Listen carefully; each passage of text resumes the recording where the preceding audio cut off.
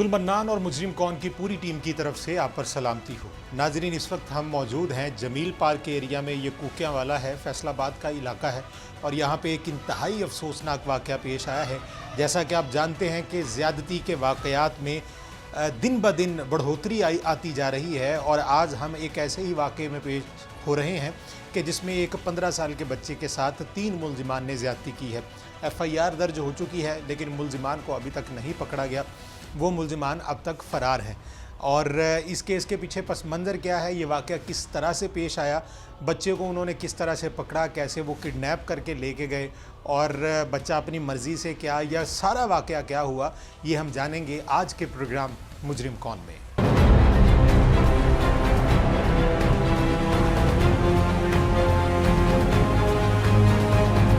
नाजरीन, इस वक्त हम जमील पार्क के एरिया में मौजूद हैं। ये कूकियांवाला है, फैसलाबाद का ही इलाका है और यहाँ पे एक इंतहाई अफसोसनाक वाक़या पेश आया है। जैसा कि आप जानते हैं कि इस वक्त पिछले तकरीबन 3 से 4 सालों में जो ज़्यादती के वाक़यात हैं वो इंतहाई बढ़ चुके हैं और कानून नाफिज करने वाले इदारे जितनी कोशिश कर सकते हैं उतनी कोशिश कर रहे हैं, लेकिन इन वाक़यात को रोका नहीं जा सका और अभी तक इनका तसलसल उसी अंदाज़ में जारी है जिस अंदाज़ में ये कसूर वाक़े से शुरू हुआ था।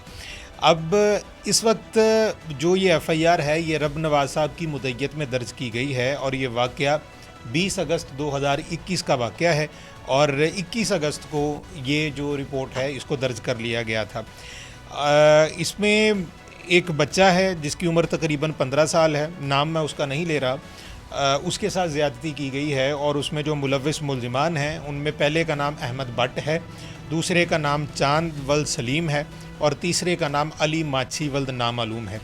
ये भी इसी एरिया के हैं और मुख्तसर वाक़या ये है कि इन मुलजिमान ने उस बच्चे को जिसके साथ ज़्यादती की गई उसके घर में आए और घर में आके उसको अपने साथ ये कह के ले गए कि यहाँ एक मज़ार है, वहाँ पे तुम्हें लेके जाना है तो तुम हमारे साथ चलो। बाबा रंग अली के नाम से वो दरबार है जहाँ पे उस बच्चे को कह के लेके गए।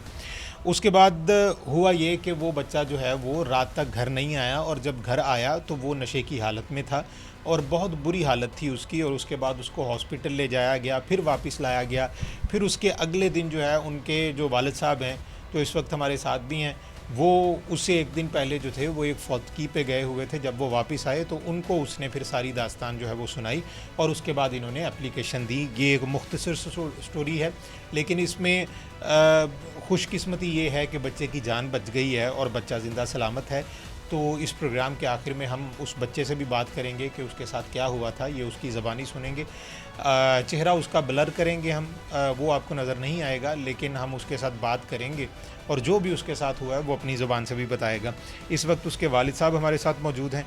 नाम क्या है आपका? जी, राणा नवीद अख्तर।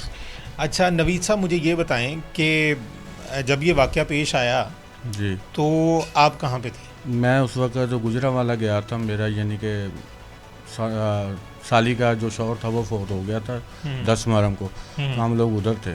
ठीक है। अच्छा मुझे ये बताएं कि इस मकान में आप किराए पे रह रहे हैं या ये आपका अपना है? जी, किराए पे रह रहा हूँ। किराए पे कितने अरसे से रह रहे हैं? मैं इस इलाके में तकरीबन 20 साल से रह रहा हूँ। 20 साल से हैं। जी। और मतलब इसी एरिया में आप मकान वगैरह लेते हैं? इसी एरिया में मकान। ठीक है। और काम शाम क्या करते हैं आप? काम में पहले जराब लैंड का हौजरी में मास्टर था, अभी जो है फारिग हूँ। तकरीबन जब से ये वकूआ हो उस वक्त से फारिग हूँ। नहीं गए वो काम। ठीक है। अच्छा अब मुझे ये बताएं कि आप उस वक्त वहाँ पे थे तो क्या सिलसिला शुरू हुआ, किस तरह से आपको पता चलना शुरू हुआ, घर से किसी ने कॉल की, वो सारा आप बताएं कि क्या हुआ? जी, मुझे मेरे बड़े बेटे ने फ़ोन किया था, उमर, वो घर पे था। उसने मुझे बताया कि पापा जी वो ज़ुबैर जो है वो 12 बजे का गया हुआ है दिन को, अभी तक नहीं आया।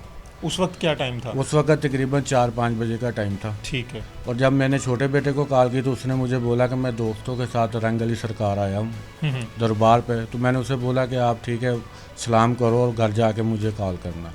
उसके बाद मैं अपने उधर यानी कि मेहमानों के जो भी मसरूफियात में यानी कि हो गया, मुझे टाइम नहीं मिला। और रात को फिर मुझे फ़ोन आया है कि पापा 8 बज गए, अभी तक फ़ोन आपके बड़े बेटे ने फ़ोन किया दोबारा कि वो अभी तक घर नहीं आया। जब मैंने उस छोटे बेटे को दोबारा कॉल की तो उसका नंबर बंद था। ठीक है। उसके बाद फिर बड़े बेटे ने मुझे रात फ़ोन किया है तकरीबन 12 बजे के करीब के, अभी वो घर आया और बेहोशी की हालत में है। रात 12 बजे, ठीक है। 12 साढ़े 12 बजे का टाइम था। मैंने फिर इससे मुख्तसर सी बात की, मैंने फिर फ़ोन बंद कर दिया गुस्से में आकर। तो अगले दिन मैं जब आया हूँ तकरीबन 2:30-3 बजे मैं घर पहुँच गया था। उस वक्त आके देखा है बेटे को, यानी कि कुछ नॉर्मल था, कुछ नहीं भी था। फिर मैंने सारी मालूमात इससे पूछी, कहाँ कहाँ गए थे, कहाँ कहाँ लेके गए। फिर उसने इन तीनों बच्चों का नाम बताया कि ये तीनों मुझे ले के ना जिना कॉलोनी पे गए हैं। अहमद बाटने वहाँ से एक शोरूम है सरफराज मोटर वाले, ठीक है।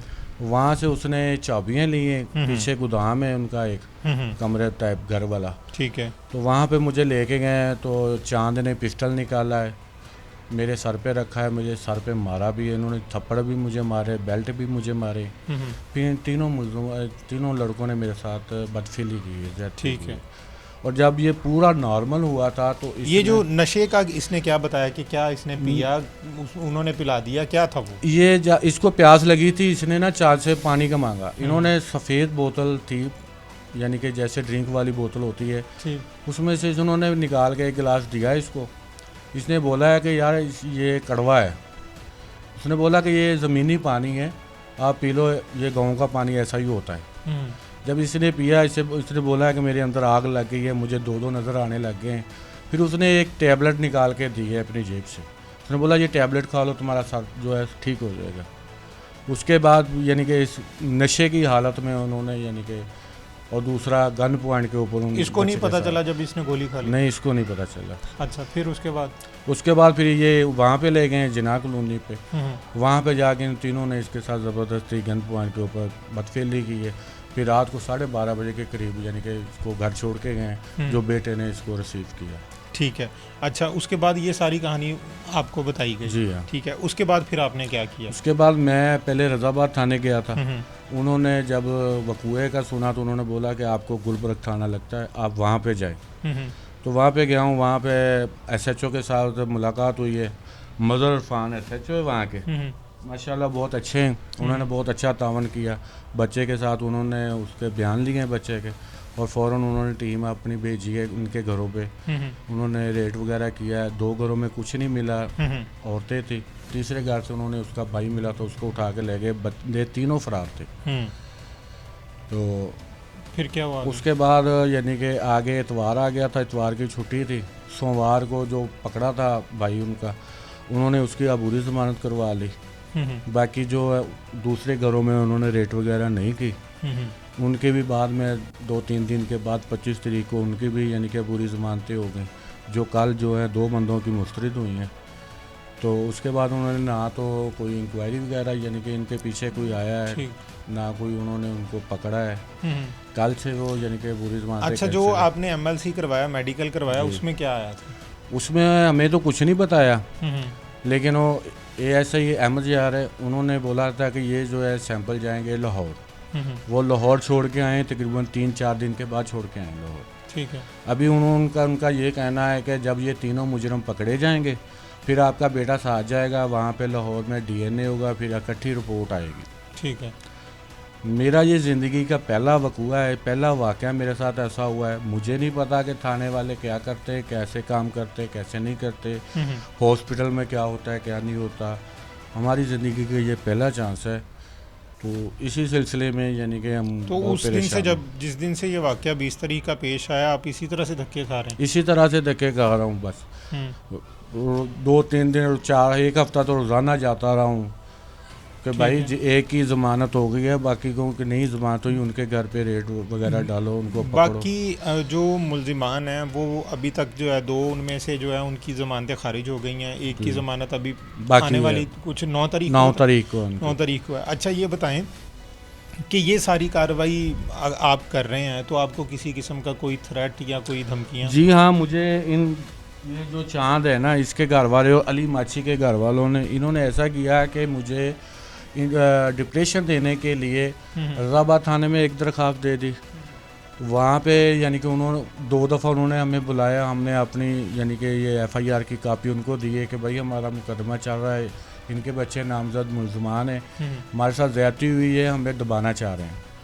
और दूसरे दिनों ये थाना जंग बाज़ार चले गए, वहाँ से ये डाला लेके आ गए, पुलिस नफरी लेके आ उन गए। दरखास्तों में क्या लिखा? उन दरखास्तों में ये लिखा है कि अली माची को हमने अगवा कर लिया है। अच्छा, आपने अगवा कर? हमने अगवा कर ठीक लिया। अच्छा जी। दूसरी दरखास्त में लिखा है कि जो लड़का इनके साथ गया था उससे मैंने यही पूछा था कि यार बच्चे के साथ हुआ क्या, कहाँ गए थे आप, उसके साथ थे? वो यहीं पे बैठकर, जिधर मैं अभी बैठा हूँ यहीं पे बैठकर वो मुझे बता के गया है कि चाचू जी चांद लड़के ने आपके बेटे को मशरूबात पिलाया है, नशावर चीज़ पिलाई है, आप जिधर कहेंगे मैं उधर गवाही देने के लिए तैयार हूँ। लेकिन इन दोनों पार्टियों ने, अली माची के घर वालों ने और चांद के घर वालों ने, इन दोनों को, उस लड़के को ऐसा वर्गला के ना मेरे ऊपर दरख्वास्त दे दी कि ये मुझे ज़बरदस्ती घर से उठा के ले गए और मुझसे धमकी दे के मुझसे पूछा इन्होंने और मुझसे पैसे मांगे। ठीक है, ये दरखास्त उन्होंने दी। सही। तो और उन दरखास्तों की क्या आउटपुट निकली, कुछ बना उसका? जंग बाज़ार वाली जो दरखास्त है वो तो हम लोग जो टाइम मिला था, मुख्तार साहब ऐसे थे, उन्होंने मुझे बुलाया, मैं गया, लेकिन वो दूसरी पार्टी नहीं आई।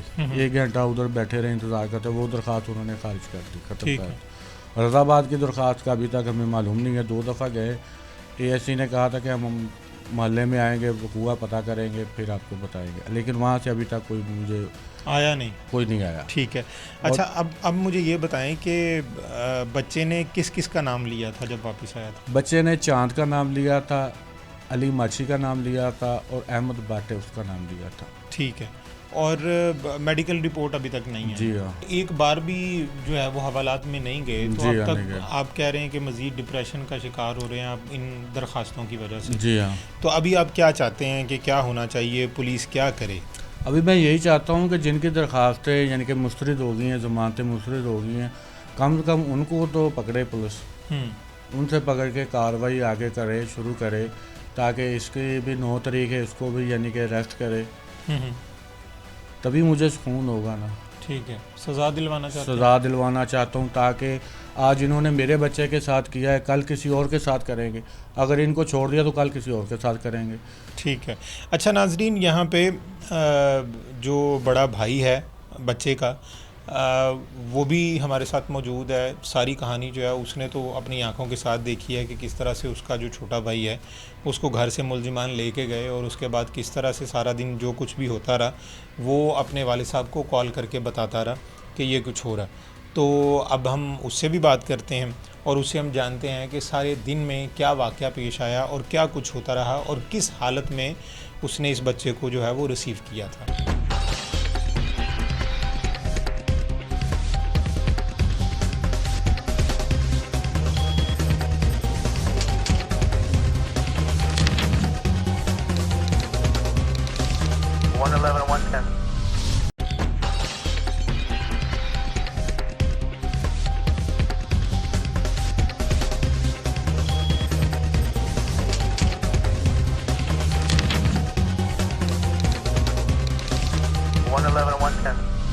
नाज़रीन, इस वक्त मोहम्मद उमर जो इस बच्चे का जो विक्टिम है उसका भाई है, और इससे हम जान लेते हैं कि पूरा वाक़या उस दिन क्या हुआ था, आपने क्या फ़ेस किया है। उमर साहब, मुझे ये बताएं कि आप कोई काम शाम करते हैं? जी। क्या करते हैं? मैं फ़ोटोग्राफ़र हूँ। फ़ोटोग्राफ़र हैं। अच्छा, आप मुझे ये बताएं कि उस दिन आप घर ही थे? जी, मैं उस दिन घर ही था। उसकी क्या वजह थी, काम पे नहीं गए? मैं उस दिन घर ही था। ये जब फौतगी हुई है तो रात में पापा को इधर से गाड़ी से रवाना किया इनको रात 1:30 बजे। उसके बाद मैं घर आके तकरीबन 3 बजे सोया था।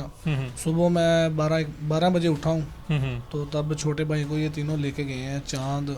आप जब उठे हैं तो उस वक्त ये घर ही था? उस वक्त ये घर यानी कि जल्दी में निकल रहा था बाहर। मैंने इसे आवाज़ दी, किधर जा रहे हो? मुझे इसने कहा कि जी मैं रंगली दरबार जा रहा हूँ। ठीक है। ये तीनों के साथ, ठीक है। मैंने तीनों को देखा था बाइक जब आए ये लेने के लिए, तो ये लेके जब ये इसको चले गए हैं तो मैंने पीछे पापा को फ़ोन किया। मैंने कहा ये ऐसे ऐसे ना बाइक जा रहा है, तो पापा कहते कोई नहीं आ जाएगा। तो ये इन बंदों को आप पहले जानते हैं? सिर्फ चांद को जानता था, बाकी 2 को नहीं मैंने देखा। ठीक है। अच्छा, तो उसके बाद आपने अपने फादर को कॉल की कि ये जा रहा, तो उन्होंने कहा कोई नहीं, आ जाएगा? ठीक है। फिर क्या हुआ आगे? तकरीबन फिर 4-5 का टाइम हो गया, नहीं वापस आया। मैंने उसको फ़ोन किया छोटे को कि यार तू अभी तक आया नहीं, तो वो कहता कि मैं अभी रंगली दरबार पहुंचा हूं तो मैं आ जाऊंगा। फ़ोन बंद कर दिया उसने। फिर मैंने पापा को फ़ोन किया कि वो ऐसे ऐसे कह रहा है कि मैं आ जाता हूँ, उसको घर बुलाएं, घर कोई नहीं है। ठीक है, उस वक्त जब आपकी बात हुई तकरीबन 4 बजे, हाँ जी। उस वक्त उस ठीक बोल रहा था? ठीक बोल रहा था जी, ठीक बोल रहा था। ठीक है। तो पापा ने फिर उसको कॉल की, तो पापा ने मुझे बैक कॉल की, कहते कि वो ना सलाम करके आ जाता है घर, मैंने फ़ोन कर दिया। तकरीबन फिर 8:30-9 बजे का टाइम था जब मैंने इसको फिर कॉल की। मैंने कहा टाइम देख ले क्या हुआ, गुस्से के साथ मैंने बोला इसको कि अभी तक तुम आए नहीं। तो इसने नशे की हालत में जैसे बात करते हैं ना वैसे मेरे साथ बात की। कहता कि मैं इलाके से बाहर हूँ, मैं घर नहीं आ सकता, मुझे भूल जाओ। पीछे से आवाज़ें आ रही थी कि अपना मोबाइल बंद कर दो, तुम्हारा भाई फ़ोन ही करी जा रहा है बार बार। तो उस वक्त के बाद इसका नंबर बंद हो गया, 12 नंबर इसका ऑन हुआ। उसके बाद इसका नंबर ट्राई करता रहा, नहीं ऑन हुआ। फिर मैंने इसको ढूंढना शुरू किया, इधर बाज़ार में, गेमों में गया, इसका कोई फैक्ट्री का दोस्त नहीं छोड़ा मैंने, सबको कॉल की लेकिन नहीं मिला। काम करता है फैक्ट्री में? ये फैक्ट्री हौजरी में एक छोटा काम करता है। ठीक है। तो उसके बाद जब 11:30 बजे मैं घर आया तो मैंने फिर अपनी घरवाली को कहा खाना बनाओ। मैं अभी खाना खाने ही लगा था, दरवाजे पे दस्तक हुई है, मैं बाहर गया हूँ। तो बाइक मैंने देखा है तो कुछ भी नहीं था, बाइक की आवाज़ आई थी मुझे लेकिन बाइक नहीं थी। जब मैंने नीचे नज़र डाली तो ये नीचे बेहोश पड़ा था। अच्छा। तो मैं एकदम से घबरा गया कि ये बेहोशी की हालत में इधर पड़ा है। मैंने इसको उठाया, मेरे दोस्त भी इधर मेरे साथ मौजूद थे उस वक़्त, क्योंकि वो मेरे साथ मेरी हेल्प कर रहे थे इसको ढूंढने के लिए। ठीक है। उसके बाद इसको अंदर लेके आया हूँ, इसको पानी शानी पिलाने की कोशिश की है लेकिन ये आगे से कुछ नहीं बोल रहा था। तो फिर मैंने 11 भाई को कॉल की है। 11 भाई आई है, तकरीबन एक का टाइम हो गया था, 1-1:30 बजे का। 11 भाई आई, उन्होंने चेक किया तो उन्होंने कहा इसको ना जनरल हॉस्पिटल गुलामाबाद ले जाओ। ठीक है। तो वो फिर साथ लेके गए हैं उधर। उन्होंने इसका टेस्ट जो किए हैं, खून टेस्ट किया, BP चेक किया था। उन्होंने मुझे कहा इसने कोई नशावर चीज़ खाई हुई है तो इसको घर जाके सोने दो, इसको अभी कुछ ना कहो। हम उसको घर ले आए। तो फिर मेरे दोस्तों ने मशवरा दिया कि अभी इसको ना अगर वो नशावर चीज़ दे सकते हैं इसके दोस्त तो इसके साथ कुछ गलत भी कर सकते हैं। तो हम ना थाने चलते हैं इसको अभी लेके, तो उधर ये पर्चा देते हैं इनके ख़िलाफ़। हम इधर से रदाबाद थाने चले गए। अरशद साहब हैं, उनसे सारी बातचीत की है। उन्होंने हमें आगे से यही कहा था कि अभी बच्चे को होश में आने दो, ये अपने मुंह से जितनी देर बयान नहीं करेगा लफ्ज़ उतनी देर तक कुछ नहीं होगा। ठीक है। हाँ जी। उसके बाद फिर पापा आ गए हैं तो बाकी उन्होंने सारा हैंडल किया। तो आप साथ साथ ही रहे हैं? जी मैं साथ साथ ही था। ठीक है।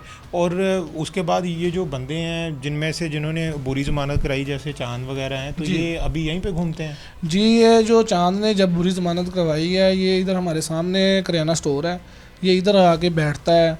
जब हम बाहर जाते हैं आते हैं तो हमें यानी कि बुरी नज़र के साथ देखता भी है, गुस्से के साथ देखता है। ठीक है। इधर 2-3 दुकानें आके खड़ा होता है जानबूझकर। तो आप घर से निकलते हैं, नहीं निकलते, क्या सूरत हाल है? नहीं, घर से निकलते हैं, काम के लिए निकलते हैं बस। अगर को थाने जाना हो या कचहरी जाना हो फिर ही निकलते हैं। इसी काम में लगे हुए हैं 10-15 दिन से, लेकिन अभी तक कोई रिस्पांस नहीं मिल रहा। ना ये इनको पकड़ रहे हैं ना कोई काम कर रहे हैं। ठीक है। नाजरीन, ये सूरत हाल है। जैसा कि हम पहले डिस्कस कर चुके हैं कि ज़्यादती के वाक़यात जो हैं वो दिन ब दिन बढ़ते जा रहे हैं और कानून नाफिज करने वाले इदारे जो हैं वो उस अंदाज़ में काम नहीं कर पा रहे जिस अंदाज़ में होना चाहिए था। इबरतनाक सज़ाएँ जो हैं, जो डेटरेंट थ्योरी है उसके ऊपर अप्लाई किया जाए, जो कि अब तकाजा बन चुका है वक्त का कि कसूर वाक़े से लेके आज तक, और ज़ैनब कत्ल केस में, ज़ैनब ज़्यादती केस में, उसके बाद से लेके अब तक सैकड़ों की तादाद में, पंजाब में नहीं पूरे पाकिस्तान में इस तरह के वाक़यात पेश आए हैं। लेकिन अभी तक जो है वो इन वाक़यात में कमी नहीं आ रही, जिसकी वजह, बुनियादी वजह ये है कि हमारा जो सिस्टम है, हमारा जो इंसाफ का निज़ाम है, उसमें ऐसे कई मसाइल हैं कि जिनकी वजह से केस बड़े लंबे चलते हैं और उसके बाद फिर मुल्ज़िमान को सज़ा मिल भी जाए लेकिन वो लोगों के जहनों से मिट जाता है। और अब सूरत हाल इनकी ये है कि मुल्ज़िमान को पकड़ना अशद ज़रूरी है। जिनकी 2 मुल्ज़िमान ऐसे हैं जिनकी अबूरी ज़मानतें खारिज हो चुकी हैं। एक मुल्ज़िम जो है वो बुरी ज़मानत पर है, जिसकी जो पेशी है वो तकरीबन शायद 9 तारीख है, और उस पर जब वो जाएगा तो ऑब्वियस सी बात है कि 377 ताज़ीरात पाकिस्तान के तहत इस केस इसको दर्ज किया गया है और इसकी यकीनी तौर पर इसकी भी ज़मानत जो है वो खारिज हो जाएगी। और उसके बाद फिर इन मुल्ज़िमान का पकड़ा जाना बहुत ज़रूरी है। अगर इन मुल्ज़िमान को नहीं पकड़ा जाता, ये इसी तरह से छूट जाते हैं, तो फिर आने वाले वक्त में ये किसी और के साथ भी ज़्यादती कर सकते हैं। मुबैना तौर पे जो इन्होंने मुंह से कहा उस हिसाब से अगर मुल्ज़िमान ये हैं तो फिर ज़ाहिरी सी बात है कि वो बाकी लोगों के लिए भी ख़तरा है। अब हम जो इसमें जो विक्टिम है, असल में जो बच्चा है, उसके साथ हम बात करते हैं और उससे हम जानते हैं कि वो क्या कहता है, उसके साथ सारा वाक़या क्या हुआ। लेकिन हम उसकी तस्वीर जो है वो ब्लर करेंगे, वो आप नहीं देख सकेंगे, लेकिन ये है कि वो अपना सारा बयान जो है वो रिकॉर्ड कराने के लिए तैयार है और वो रिकॉर्ड करवाएगा और आप जानेंगे कि उसके साथ हुआ क्या है। तो अब हम उससे बात करते हैं और मज़ीद हक़ाइक़ हम जानते हैं कि इस वाक़े के पस मंज़र में वो लोग जो इसको लेके गए उसकी वजह क्या थी।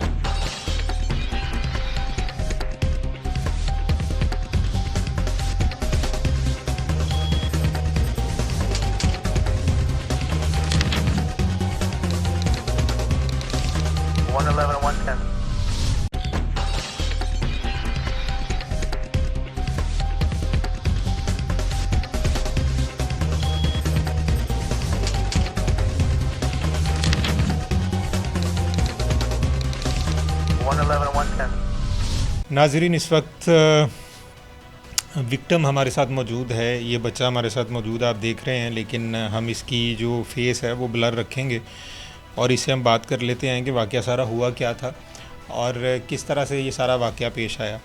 अच्छा, मुझे ये बताओ कि ये जो मुल्ज़िमान लिखे हैं इसमें अहमद भट्ट है, चांद है और अली माछी है, इन तीनों मुल्ज़िमान को आप जानते थे पहले? नहीं, मेरा दोस्त चांद था, मैं इसे जानता था, ये हमारी गली में रहता है। ठीक है। अच्छा, अब मुझे ये बताओ कि इनके साथ दोस्ती जो चांद है, इसके साथ दोस्ती कितनी पुरानी थी? तकरीबन इतनी ज़्यादा भी नहीं और इतनी कम भी नहीं, सलाम दुआ तक थी। साल, 1.5 साल, 2 साल? नहीं, तकरीबन 4-5 मंथ। 4-5 मंथ की थी।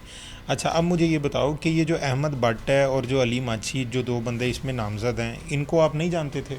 नहीं, इतना नहीं जानता था। हमारे देखे थे? हाँ जी, देखे थे। मतलब बाय फेस आप जानते थे लेकिन वैसे मिले नहीं थे? वैसे कभी? नहीं मिले। अच्छा, अब मुझे ये बताओ कि आमतौर पे आप चांद के साथ मतलब जाते थे कहीं बाहर घूमने फिरने, खेलने के लिए या वैसे? नहीं, पहले जाता था, 1-2 बार गया था और पापा बोले, फिर मैंने मना, जाना छोड़ दिया। ठीक है।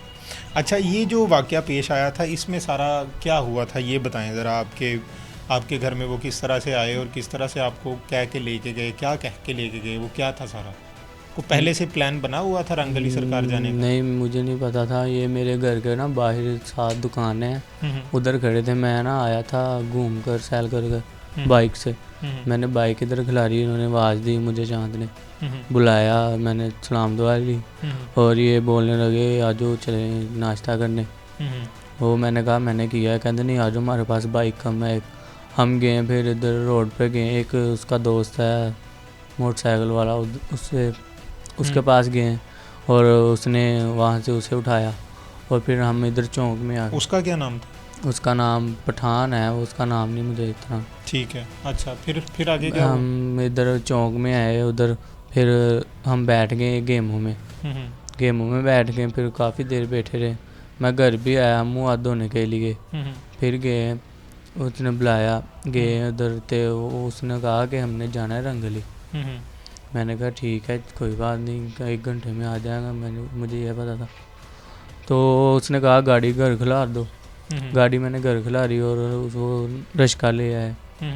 रिश्के पर इधर हमारी गली में 6 नंबर में ले तक आया आगे, उस पर बैठ के गए हम। काफ़ी दूर, ये चंग रोड काफ़ी दूर चले गए, ये सीधा रोड। मुझे नहीं था पता, मैंने कभी गया था चंग रोड, वो लाल शाह दरबार। कभी रंगली गए? नहीं, मैं कभी नहीं गया। पहले भी नहीं गए? कभी भी नहीं। ठीक है। अच्छा, फिर क्या हुआ? हम गए हैं तकरीबन, ये नेल रोड से भी आगे ले गए हैं, काफ़ी दूर, तकरीबन 3 घंटे लगे, 3-3.5 घंटे था। अच्छा, 3 घंटे सिर्फ जाते जाते लगे, इतना दूर था। और वहाँ एक ना पिंड गांव, उधर चले गए, तो वहाँ जाकर हम ना पहुँचे, तो हम बैठ गए पहलियों में, जिसने दरी बिछाई हुई थी पहले से।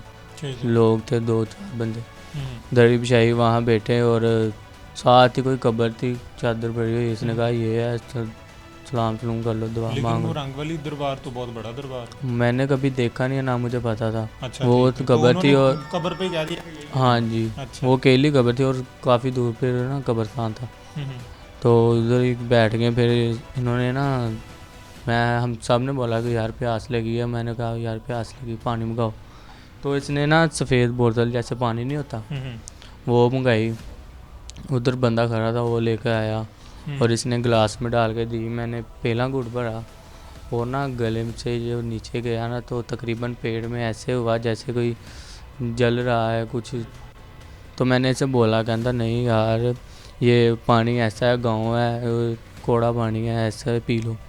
वो मैंने पिया तो तकरीबन 2 गिलास फिर इन्होंने ज़बरदस्ती पिलाए मुझे कि इसने कहा ये पियोगे तो फिर जाना है, वरना नहीं लेके जाना, इधर छोड़ देंगे। तो वो पिया तो मुझे ना चक्कर आने लगे, 1 के बदले 2 नज़र आने लगे। तो फिर मैंने उसे बोला, उसने कहा मैं तुम्हें मेडिसिन देता हूँ गोली, वो खा लो तुम ठीक हो जाओ। वो मैंने मेडिसिन खाई। उसके बाद उसने कहा कि ना तुम लेट जाओ। तो फिर मैं ना वहाँ पर लेट गया, आराम करने लगा। तकरीबन मुझे ना 2 घंटे 2-2.5 घंटे ना पता नहीं चला। वहीं फिर- पे लेट गए हाँ जी, उसी गांव में ही? हाँ जी। ठीक है। तो उसके बाद फिर हम जब आ अच्छा, रहे मुझे थे ये रास्ते बताओ में- कि जब पहली कॉल आई है आपको, आपके भाई की कॉल आई थी, हाँ जी। उस वक्त आपने गिलास पानी के वो नहीं नहीं, पिए उस थे? वक्त हम उधर गए थे, अभी पहुँचे तो थे। आपने कहा कि मैं यहाँ पे आया हूँ तो मैं हाँ यहाँ से जी। आ जाता हूँ, और हाँ। आपको आपके पापा की कॉल भी आई? पापा की तकरीबन हम जो उधर उतरे थे ना, हम्म, तकरीबन 5 का टाइम था, 5 सवा 5 तब आई थी। मैंने बोला कि मैं दोस्तों के साथ ऐसे आया हूँ। पापा ने कहा कि जल्दी घर जाओ और मेरे जाके बात करवाओ। ठीक है। मैंने कहा अभी आया हूँ और जाके बात फिर करवाता हूँ जो अगर ठीक है। पहुँचे। तो फिर उसके बाद फिर इन्होंने पिलाया ये? उसके बाद हम गए फिर उधर पैलियों में बैठाया, वो दिखाया कब जो मैंने बताया। तो फिर उन्होंने पिलाया। फिर उसके बाद क्या हुआ? उसके 2 बाद- घंटे तक आपको होश नहीं आई? जब मैं हम आ रहे थे ना रिश्के में, मुझे हवा सी लगी, तकरीबन सर बहुत दर्द हो रहा था। इतनी होश नहीं थी, मतलब कि नज़र आ रहा था। तो हम आ रहे थे, काफ़ी इधर आ गए हम चौक में अपने। तो 3 बंदे मेरा ख्याल उतर गए थे और ना ये 3 रह गए, चांद, अहमद भट्ट, अली माची। और ये अहमद भट्ट बाइक लेकर आया और मुझे ना तकरीबन ये जिनाह कॉलोनी ले गया जिनाह कॉलोनी इधर ले गया और इसने एक लड़के से ना चाबी ली। तो आपको उस वक्त होश नहीं थी कि घर मतलब जाना मैंने? इतनी नहीं है, मैं तकरीबन देख रहा था, नज़र आ रहा था, लेकिन समझ नहीं आया? समझ नहीं आ रहा था। दिमाग ऐसे था जैसे कोई भारी चीज़ रखी हुई। तो फिर ये ना उधर ले गए, तकरीबन काफ़ी चाबी लेकर गलियों में से ना एक घर टाइप गराज था, अंदर में बाइक बुइक सही करते थे। तो वहाँ पर ना एक चारपाई थी, तो वो ना वहाँ पर बैठे, इसने कहा बैठे तकरीबन इसने बोतल ला के फिर पिलाई मुझे। वही उसी किस्म की नहीं, वो दूसरी तकरीबन कोल्ड ड्रिंक थी? कोल्ड ड्रिंक थी कोई, वो पी। तो इसने ना पिस्टल निकाला चांद ने और ना सर पर रखा। इसने कहा कि भाई सीधे हो जाओ। मैंने इसे बोला, मैं कहा भाई क्या मजाक कर रहे हो, क्या बात है? इसने कहा मजाक नहीं। इसने थप्पड़ मारे और साथ वालों ने थप्पड़, तकरीबन मैं अपनी तरफ से कोशिश कर रहा था इन्हों को हटाने टोने की, और जब इसने मेरे ना पीछे पिस्टल मारा सर में, तो तकरीबन मैं उधर गिर गया। फिर घंटे 1.5 बाद मुझे होश आई, इधर घर छोड़ के बाद में मुझे होश आई कि भाई उधर बैठे हैं, भाई बैठा था बेड पर, वो मुझे नहीं पता।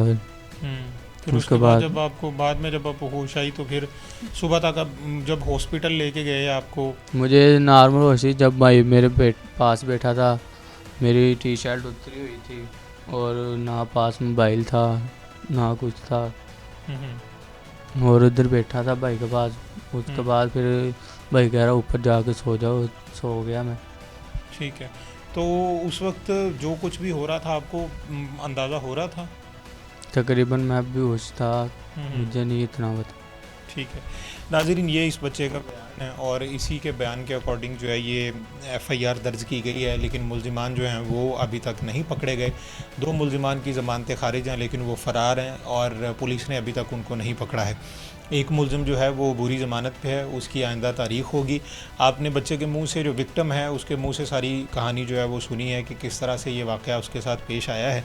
और अब देखना ये है कि क्या पंजाब पुलिस जो है वो इस सारे मामले को आगे लेके चलती है या नहीं चलती है, मुल्ज़िमान को पकड़ा जाता है या नहीं पकड़ा जाता, और उसके बाद जो हमारी अदालतें हैं वो किस तरह से इनको सज़ा देती हैं। क्योंकि ये वाक़यात ऐसे हैं जो आने वाले वक्त के साथ साथ बढ़ते जा रहे हैं, इनमें कमी वाक़या नहीं हो रही। हमारे जो 20 साल की उम्र तक के बच्चे हैं वो भी अब महफूज नहीं रहे, लेकिन ये वो ना तो ये वो ज़माना है कि जिसमें हम बच्चों को अपनी गली में छोड़ देते थे कि अगर आप खेलना चाहते हैं तो खेल लें, लेकिन अब तो आपको अगले लम्हे का ही पता नहीं होता कि आपके बच्चे जब बाहर जाते हैं तो वो महफूज नहीं होते। ये उसी सूरत में मुमकिन है जब हमारा इंसाफ का निज़ाम जो है वो इतना सख्त हो जाए कि जो मुल्ज़िमान हैं उनको सज़ाएँ दी जाएँ, और इस तरह की और इस अंदाज़ की सज़ाएँ दी जाएँ कि उसके बाद कम अज़ कम जो लोग इस तरह की जहनीत रखते हैं वो सोचें, 1000 बार सोचें इस तरह की कोई भी हरकत करने से पहले।